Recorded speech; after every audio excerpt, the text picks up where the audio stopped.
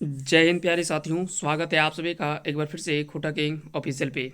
आइए शुरुआत करते हैं एक मौनी फूल की। ये 16वीं कविता है जिसका नाम है एखन तीन हाड़ी पानी एक हाड़ी नाय भरे। ये संतोष कुमार महतो की ये कविता है और एक मौनी फूल की अगली कविता हम लोग ये पढ़ रहे हैं। इसके पहले हम लोग जो एक मौनी फूल की 15 कविता जो वो हम लोगों ने पढ़ लिया है। अगर आपने उन सारे वीडियोज़ को नहीं देखे तो आप हमारे चैनल के प्लेलिस्ट में जाएंगे और वहाँ से आपको सारे वीडियो क्रमबद्ध तरीके से एक एक करके आपको सारी कविताएं वहाँ पे आपको मिल जाएगा। चलिए शुरुआत करते हैं। पहले समझते हैं इस कविता को, उसके बाद यहाँ से जो भी सवाल बनेंगे वो सारे सवालों को भी हम लोग देखने का प्रयास करेंगे। यहाँ पे बोलते हैं कि कौंदो आवो हला गाँवेक मुखिया, यानी कौंदे आवा हला गाँवेक मुखिया बड़ बड़ देखल थीन एक बूढ़ी बड़ी दुखिया। यानी किसी तरफ से किसी कहीं से कह सकते हैं कि मुखिया जी आ रहे होते हैं, तब तक बगल में एक बूढ़ी औरत देखती है। मुखिया जी देखते हैं कि एक बूढ़ी औरत बैठी हुई है और वो बड़ी दुखी है, मायूस बैठी हुई है। तो वैसे में मुखिया जी को लगा कि कहीं ना कहीं अरे भाई चलो जो भी है, अगर हमको मुखिया बना करके अगर भेजा है तो हम किसके लिए, जनता के लिए। अगर वो दुखी में है तो थोड़ा सा उनके दुख का कारण जानना हमारे लिए आवश्यक है और वाकई में अगर कर्तव्य भी एक नेता का बनता है। तो मुखिया जी ने उस बुढ़िया यानी उस बूढ़ी औरत से पूछते हैं कि चाल करल थी कि एगो नानी कहे तनी आपन राम कहानी। अब यहाँ पे मुखिया जी बोलते हैं कि चाल यानी बात करके, है ना, उससे बात करते हैं और पूछते हैं कि एगो नानी कहे तनी आपन राम कहानी, यानी आप अपनी कहानी बताएं कि आखिर में आप दुखी क्यों बैठी हुई हैं। बूढ़ी आंखें भरले लोर। जब यह सवाल मुखिया जी बूढ़ी औरत से करती हैं तो बूढ़ी औरत के आंख में लोर आ जाता है। लुगा फाटा नाय शोरघोर, उसकी आंखों में आंसू थे और ढंग का उस तरह के कपड़ा भी नहीं था। सुबह सुबह बूढ़ी कहली बाइक, मुखिया रहला तायक तायक। अब जब महिला अपनी बातें कहने लगती है, यानी उस बूढ़ी औरत ने जब अपनी बातें शुरुआत करते हैं, मुखिया जी से बातें करते हैं, तो मुखिया जी पूरे स्तब्ध हो जाते हैं सुन सुन करके कि पता नहीं अगर हम बिना पूछे अगर चल जाते तो पता नहीं और क्या होता। चलिए कम से कम पूछ लिए तो इनका मन भी हल्का हो जाएगा और कुछ चीज़ों को हमने जान भी लिया। जब बूढ़ी औरत बताने लगती है सब कुछ अपने बातों को रो रो करके बिलख बिलख करके, तो वो सारी बातें मुखिया जी सुन सुन करके यानी देख देख करके वो सुन रहे थे, बिल्कुल खड़े होकर के ध्यान से। बूढ़ी औरत बोलती कि की कहियो बेटा हमर, जखन हमर चला हल जांगर, खाटी खूटी मानुस करलो तीन बेटा, कहा हियो हमर ऊपर एखन बीत रहल है जेटा। बोलते कि क्या कहे बेटा, हमारी बात जिस समय हमारा शरीर चल रहा था अच्छे से, उस समय हमने क्या किया, खट करके कमा करके अपने बच्चों को मानुस किया यानी बड़े किए। हमने हमने तीनों बच्चों को अच्छे से पाल पोस करके कमा कमा करके खिला पिला करके अच्छा किया, बड़ा किया। आज हम आपको बताते हैं कि हमारे अंदर में यानी हमारे साथ क्या बीत रहा है, वो सारी बातें हम आपको बताना चाहते हैं। एक समय एगो हाड़ी पानी तीन हाड़ी भरा हले, यानी एक ऐसा समय था जिससे एक हाड़ी पानी यानी केवल एक माता पिता यानी केवल एक व्यक्ति जो वो तीन बच्चों को पाल ले रहा था, लेकिन एखन तीन हाड़ी पानी एक हाड़ी नाय भरे। यानी एक ऐसा समय था कि हम केवल अकेले तीनों बेटे को अच्छे से पढ़ा लिखा करके खाना पीना भी खिलाते थे और खुशहाली के साथ में रहते थे। लेकिन आज एक ऐसा समय आ गया है कि तीन बेटा मिल करके हमें एक बूढ़ी माँ को नहीं खिला पा रहे हैं। मुखिया कहलतिन सुन नानी, हमें ना हियो ओते ज्ञानी। अब मुखिया जी जब सुनते हैं तो बोलते हैं कि एगो नानी, ये तू कहावल और बुझावल और पहेली तू बुझा रहे, सीधा सीधा बताओ हमरा, तब हमरा समझ में आए। तो ये सब तू कहावत सुने भी और पहेली में बुझे भी तो हमरा ना बुझे। तो तनी साफ साफ बताओ कि आखिर में भेल की है और दिक्कत तोरा की हो, वो हमरा बताओ। हम उतना ज्ञानी मानुस ना ही हो, भले नेता बन गए मुखिया बन गए लेकिन उतना हमारे पास ज्ञान ना हो, इसीलिए हमरा साफ साफ बताओ तब हमरा पता चलता। इस पर बूढ़ी औरत कहती कि बूझे ना पारा हियो तोर भाषा। यहाँ पे मुखिया जी बोलते हैं कि हम तुम्हारी भाषा को नहीं समझ पा रहे हैं, इसलिए आपसे निवेदन है कि आप साफ साफ बातों को बताएं। करही न बेसी समासा, बात कहे सोझा सोझी, जैसे सभिन जाए बूझी। बोलती कि देख हम तोर भाषा ना बुझे पा रहियो, ई तू जोन तरी पहेली बुझा रही कि एगो हाड़ी में एगो हाड़ी पानी से 3 गो हाड़ी भर जाल है, 3 गो हाड़ी से एक हाड़ी, ये सब की लगो हमरा ना समझ में आ लो। तो बोलते कि बुझे ना पा रही हो तोर भाषा, कर ही ना बेसी समस्या, कि यार ये सब बोल करके यार समस्या ना कर, साफ साफ बताओ कि आखिर में समस्या है की। बात कहे सोझा सोझी, यानी जो भी बात है वो सीधा सीधा बात हमसे कहें ताकि हमको चीजें समझ में आ जाए, जैसे सभी न जाए बूझी। आप ऐसी बातें करें ताकि सभी को अच्छे से समझ में आ जाए, आपकी समस्याओं को समझ सके और उसका निवारण किया जा सके। बूढ़ी कहली धैन होवे बेटा, माने राखिए कहा हियो सेटा। बूढ़ी औरत सुन करके काफ़ी ज़्यादा खुश होती है और बोलती कि धन्य हो बेटा, जो हमारी बातों को सुनने के लिए आप यहाँ पे बैठे हैं। मने राखिए कहा हियो सेटा, यानी कि मन में ध्यान में जरूर रखिएगा जो हम बात आज बता रहे हैं। आम पाकले मीठा और मानुष पाकले तीता, कि जब तक पकता नहीं, आम पकता है तो वो मीठा लगता है, जब तक आम पकता नहीं तब तक वो खट्टा होता है ना। तो आम जो वो पकने के बाद में मीठा लगता है। और मानुष पाकले तीता, यानी जैसे जैसे मनुष्य का उम्र बढ़ता जाता है तो वो लोगों के लिए तीता यानी खटकने लगता है, वो बुरा होने लगता है। तो ये भी एक कह सकते हैं कि कहावत है, और ये कहावत के बारे में आपने अच्छे से पढ़ा होगा। हो सकता है कि आपको सवाल में यहाँ से इस पंक्ति से सवाल में पूछ लिया जाए कि यह पंक्ति क्या है ना। और साथ ही साथ एक एखन 3 हाड़ी पानी एगो हाड़ी नाय भरे, यह भी क्या है, यह भी एक पहेली है। यह क्या है, एक पहेली है। और आपको पता है कि खोटा में पहेली 2 प्रकार के, पहेली को अलग अलग नाम से भी जाना जाता है। पहेली को बुझौल भी कहा जाता है ना, पहेली को बुझौल भी कहा जाता है। और पहेली 2 प्रकार के होते हैं, एक होता है आसान पहेली जिसको कहा जाता है हियाली, क्या कहा जाता है, इसे हियाली कहा जाता है। और एक होता है कठिन पहेली, जो पहेली को नहीं समझ पाता है, थोड़ा कठिन पहेली होता है, उसको कहा जाता है फांकी। तो ये सब चीजें आपको याद रखने, यहां से भी प्रश्न आपके पूछे जा सकते हैं। चलिए अब हम लोग बढ़ते हैं आगे कविता में, उसके बाद हम लोग डिटेल में समझेंगे चीजों को।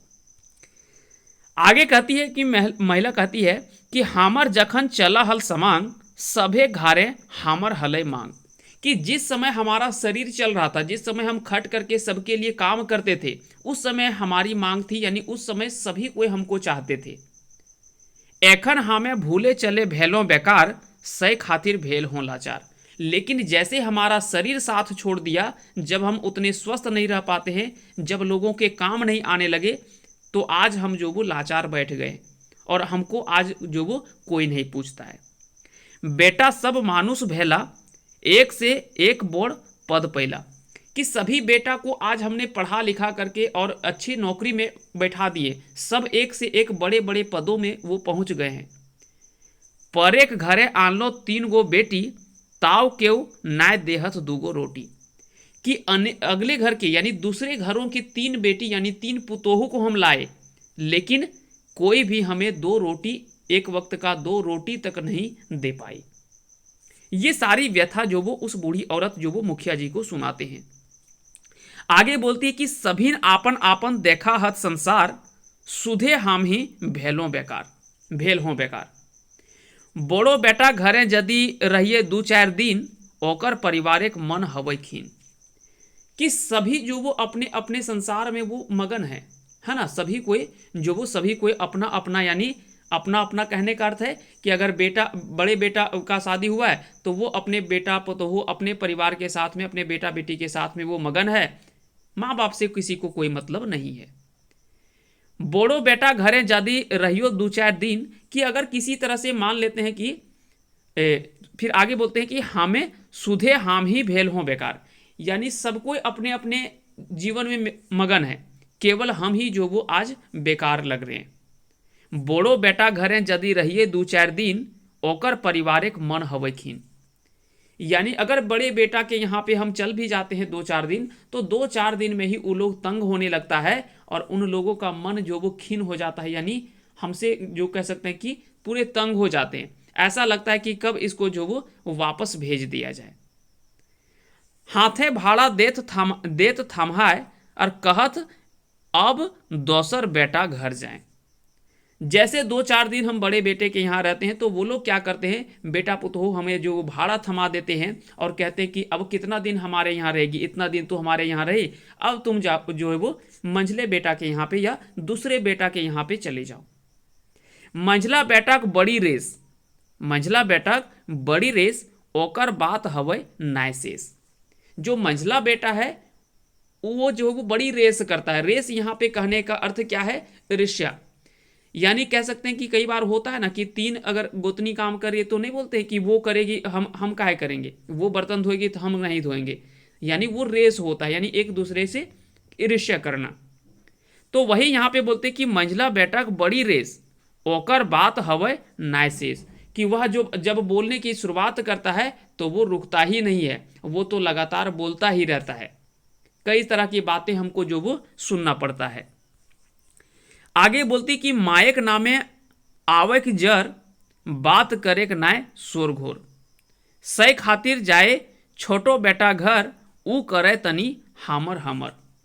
मायक नामे आवक जर बात करे के नाय शोर घोर। जैसे मंझला बेटा को अगर पता चलता है कि माँ हमारे यहाँ आने वाली है तो उसके पहले उसको पूरा जर यानी बुखार चढ़ जाता है, लगता है जैसे पता नहीं अब एक नया संकट हमारे पास आने वाला है। बात करे कि ना शोर घोर, किसी तरह की कोई बातें नहीं करता है, ना ढंग से अच्छे से बात करता है, कुछ अगर बोल दिए तो उल्टा सीधा बोलता है, जैसे तैसे किसी तरह से ये सारी चीजें होता है। सै खातिर जाए छोटो बेटा घर, अब से खातिर जो वो अब बड़े बेटा पहले निकाल दिया, मंझला बेटा भी उसी तरह से था, फिर हमने क्या किया, छोटे बेटा के यहाँ पे चले गए। ऊ करे तनी हामर हामर, छोटा बेटा लेकिन थोड़ा बहुत जो वो हमें बोलता है कि चलो ठीक है, ये हामर हामर यानी वो स्वीकार करता है, थोड़ा बहुत जो वो मान सम्मान हमको देता है। हामर ऊपर दया ओकर बेसी, मुदा बहु ओकर भेले उर्वशी। बेटा तो हमारा छोटा बेटा ठीक है, वो थोड़ा बहुत जो वो हम मेरा सेवा सत्कार करता है, लेकिन कारण यही है कि बहू जी हो छोट बहू जो है वो भेले उर्वशी।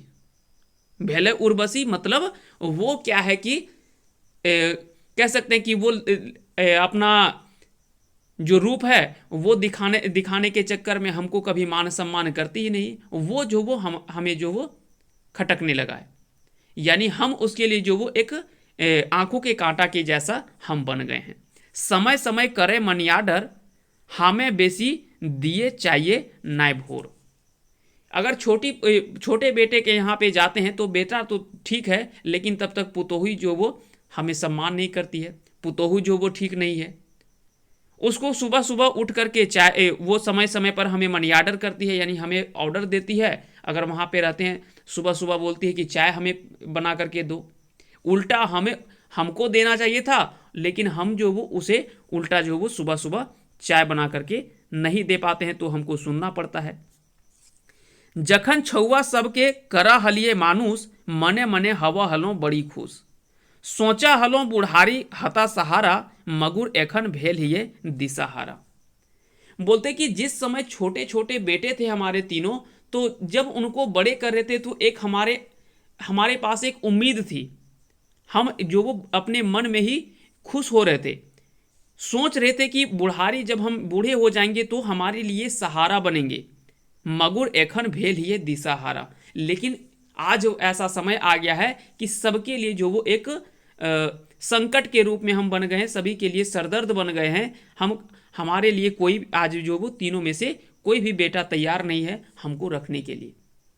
बिहान से रहा हलो हेरी हेरी, दोपहर भेले पैलो नाय एक मुठा खजारी। यानी बिहान से रहलो हेरी हेरी, सुबह से देख देख करके बैठे हुए हैं, लेकिन आज दूसरा पहर होने चला, यानी दोपहर का समय हो गया है, लेकिन अभी तक हमारे पेट में एक मुठा खजारी तक नहीं गया, यानी कुछ भी अनाज हमको खाने के लिए तक अभी तक नहीं मिला है। से खातिर कहा हियो कीजे दुनिया भेल, रीति नीति सभे मिटी गेल। तो वही हम बात कहना चाहते हैं मुखिया जी कि क्या आज का समय हो गया है कि जे दुनिया भेल, रीति नीति सभे मिटी गेल, कि क्या कोई भी रीति नीति नहीं बचा है। चलो ठीक है, जो भी चीज़ है हम बहुत ज़्यादा नहीं करते, लेकिन कम से कम जिस माता ने आपको जन्म दिया उसके लिए तो आप कम से कम इतना कर ही सकते हैं। लेकिन पता नहीं आज का समय क्या हो गया है, रीति नीति सभे मिटी गेल, यानी वो सभी रीति रिवाज सभी चीज़ें जो वो लगता है जैसे वर्तमान में मिट गया है। आगे लिखती है, आगे बोलती है बूढ़ी औरत बोलती है कि तीनों बेटा खांसी खुशी, अंभा भोरी खियावा हलो, इस सबके रहते दू गो रोटी के मोहताज भेलो। कि एक समय ऐसा था कि तीनों बेटा को हंसी खुशी से अंभा भोरी खियाबो हलो, यानी पूरे हंसी खुशी पूरा हर्षोल्लास के साथ में अच्छे तरीके से तीनों बेटा को हम खिला दिए। भले हमने अपने समय में कष्ट काटा लेकिन कभी बच्चों को दिक्कत नहीं होने दिया। लेकिन इस सबके रहते दू गो रोटी के मोहताज भेलों। लेकिन आज एक ऐसा समय आ गया कि वही तीन बेटे आज हमें दो वक्त का दो रोटी नहीं हमें जो वो आज खिला पा रहे हैं। मन जरूर लागल हतो हमर बखान, पहिल जे कहलियो हियाली महान। बोलते कि मन जरूर लागल हतो हमर बखान, कि हमारे बात को सुन करके आपको जरूर समझ में आया होगा पहिल जे कहलियो हियाली महान। यहाँ पे हियाली का अर्थ क्या है? हियाली का अर्थ होता है आसान पहेली। बोलते कि अब बताओ मुखिया जी कि अब हमारा जो पहेली था वो अब आपको समझ में आया या नहीं आया। पहले हमने आपको बताया कि एखन 3 हाड़ी पानी एगो हाड़ी नाय भरे, तो ये वाला बात आपको समझ में नहीं आया, यानी ये वाला जब कहलियो तब समझ में ना आयलो कि अब तोरा समझ में आयलो सब कुछ। तो मुखिया जी के दिमाग में चनक्का मारा कि हाँ अब तो हमारे पास सब कुछ हमको समझ में आ गया कि अब बात क्या है। सो आगे बोलते हैं कि एता कुन बुझे पारल हभया मुखिया जी, घरेक माझे बुढ़ैये भेली सबसे पाजी। सै खातिर नाती नातिन पोता पोती कहत, पेट बिगाड़े मूढ़ी और घर बिगाड़े बूढ़ी। तो एती खून बुझे पारल हवे मुखिया जी, कि ये सभी बातें जो वो आपको मुखिया जी अच्छे से समझ में आ गया होगा कि घर के माझे बुढ़ैये भेली सबसे पाजी, यानी सभी के बीच में जो वो कहीं ना कहीं आज के समय में जो वो घर में बूढ़ी जो औरत है वो सबसे ज़्यादा कष्टदायी घर के लिए हो गया है। सै खातिर आज नाती नतनी पोता पोती जो है वो सब कहते हैं कि पेट बिगाड़े मूढ़ी और घर बिगाड़े बूढ़ी, यानी पेट अगर मूढ़ी आप खाएंगे तो वो पेट खराब कर देगा, और यानी जिस प्रकार से पेट अगर खराब होता है तो उसके लिए मूढ़ी को जिम्मेदार ठहराया जाता है, ठीक उसी प्रकार से माना जाता है कि अगर घर बिगड़ा तो वो जिम्मेदार ठहरा दिया जाता है कि बूढ़ी जो औरत है वो उसका ही हाथ है घर बिगाड़ने में। ये आज के जो भी पोता पोती है नाती नातिन है वहां तक वो भी कहते हैं। अब आप ही बताइए कि हम क्या करें। और इस प्रकार से एक बूढ़ी औरत जो वो अपनी व्यथा जो वो मुखिया जी से सुनाते हैं। तो ये कुल मिलाकर के ये सारी कविता था। ये कविता को आपको समझ में आया होगा और उम्मीद करते हैं कि ये सारी चीज़ें आपको अच्छे से समझ में आ गया होगा कि आखिर में इस कविता में था क्या। अब सवाल बनता है कि यहाँ से कैसे कैसे सवाल आपके एग्जाम में पूछे जा सकते हैं। तो बता दें कि कहीं ना कहीं जितना भी संतोष कुमार महतो जी के द्वारा लिखा गया इस किताब में जो भी कविता लिखा गया है वो काफ़ी ज़्यादा मार्मिक और सामाजिक कुरीतियों को दिखाने का प्रयास किया गया है उन कविताओं के माध्यम से। अगर एक एक कविता को अगर आपने ध्यान से सुना होगा, पढ़ा होगा, समझा होगा तो आपको समझ में आया होगा कि समाज की जो वास्तविक परेशानी है ना, जो वास्तविक दिक्कत है, उन चीज़ों को दिखाने का प्रयास किया गया है यहाँ पे कवि जी के द्वारा। अब सवाल क्या क्या बन सकता है, चलिए हम सवालों को देख लेते हैं कि एखन 3 हाड़ी पानी एगो हाड़ी नाय भरे, यह कैसन रचना लागे। तो यह एक कविता है। यह क्या है? यह एक कविता है। पहला सवाल यह बन सकता है। दूसरा सवाल बन सकता है कि एखन 3 हाड़ी पानी एगो हाड़ी नाय भरे, यह कविता ककर लिखल लागे। तो यह संतोष कुमार महतो जी के द्वारा लिखी गई कविता है। किस पुस्तक में छपी हुई यह कविता है? तो एक मौनी फूल में यह कविता छपी हुई है, जिसमें से कुल 31 कविता है। 31 कविता में से यह भी एक कविता है। तो ये कविता जो वो लिखा गया संतोष कुमार महतो के द्वारा एक मौनी फूल में। एक मौनी फूल में कुल 31 कविता है, इसमें से यह 16वीं कविता आज हम लोग पढ़ रहे हैं। और भी क्या क्या सवाल बन सकते हैं? तो कुछ कुछ कठिन शब्दावली के बारे में आपसे सवाल जो वो पूछा जा सकता है। जैसे कुछ कुछ सवाल हम लोगों ने देखा, जैसे एक सवाल था समांग। समांग मतलब शरीर हमारा, जब तक शरीर चलता है तब तक हमारा सब कोई साथ देता है, जैसे हमारा शरीर छोड़ देता है साथ, तो वैसे सब कोई जो वो दूर हटने लगते हैं हमसे, जो वो कह सकते हैं कि जब तक प्यार हमारा तब तक ही रहता है जब तक हम उसके काम आते हैं। जैसे हम उसका काम आना बंद हो जाते हैं तो वो प्यार जो वो धीरे धीरे खटकने लगता है। तो वो सारी बातें यहाँ पे किया गया है, इस कविता में दिखाया गया है। और भी कई सारी बातें यहाँ पे की गई, जैसे हियाली, फांकी, पहेली, बुझौल, ये सभी चीज़ें आपको आसानी से समझ में आया होगा। साथ ही साथ एक यहाँ पे और एक लोकोक्ति का प्रयोग किया गया है ना। एक लोकोक्ति यहाँ पे बताया गया है जिसको हम लोग कहावत कहते हैं कि आम पाकलें मीठा और मानुस पाकलें तीता, तो ऊ की लगे, तो वह एक लोकोक्ति है। और लोकोक्ति को क्या बोलते हैं? लोकोक्ति को हम लोग काभनत या तो फिर पटतैर कहते हैं खोठा में, है ना। तो खोठा भाषा में उसे पटतैर या तो फिर कामनेत भी कहते हैं, काभैत, है ना। तो ये सारी बातें आपको याद रखनी है। तो कुल मिलाकर के इतने प्रश्न आपसे पूछे जा सकते हैं। साथ ही साथ आपको क्या करेंगे, कहीं से भी 4 पंक्ति कोई भी उठा करके डाल देगा, है ना। कोई भी 4 पंक्ति उठा करके डाल देगा और आपको पूछ लेगा कि इस पंक्ति का अर्थ क्या है, यह पंक्ति जो वो किसके द्वारा लिखा गया है, यह पंक्ति किस किताब में छपी हुई है, यह पंक्ति जो वो किस कविता से लिया गया है। ऐसे सवाल आपसे पूछे जा सकते हैं। तो इस प्रकार के कुछ प्रश्न आपसे पूछे जा सकते हैं एग्जाम्स में। तो उम्मीद करते हैं कि आज का ये सेशन आप सभी को समझ में आया होगा। अगर इस वीडियो को अगर आपको पसंद आया होगा तो इस वीडियो को जरूर लाइक कीजिएगा। साथ ही साथ अगर चैनल पे नए हैं तो चैनल को सब्सक्राइब कर लीजिएगा, क्योंकि इसी तरह का वीडियो आपको डेली एक वैल्यूएबल क्लास जो वो आपको मिलता रहता है। और निरंतर प्रयास हम करते हैं कि आपको आसान भाषा में चीज़ों को समझाने का प्रयास करते हैं, ताकि आप आसानी से रटे नहीं, उन चीज़ों को समझ करके आप एग्जाम में अच्छे अंक ला पाएँ। चलिए, बहुत बहुत धन्यवाद आप सभी का हमारे साथ अंत तक जुड़े रहने के लिए। अगर आप टेलीग्राम चैनल को ज्वाइन नहीं किए तो टेलीग्राम में आप ज़रूर ज्वाइन कर लीजिएगा। वहाँ पे आपको सारा PDF वगैरह जो वो आपको अवेलेबल करवा दिया जाता है। चलिए, बहुत बहुत धन्यवाद आप सभी का हमारे साथ अंत तक जुड़े रहने के लिए। मिलते हैं अगली कविता में, तब तक के लिए आप सभी को बहुत बहुत धन्यवाद। जय हिंद, जय भारत।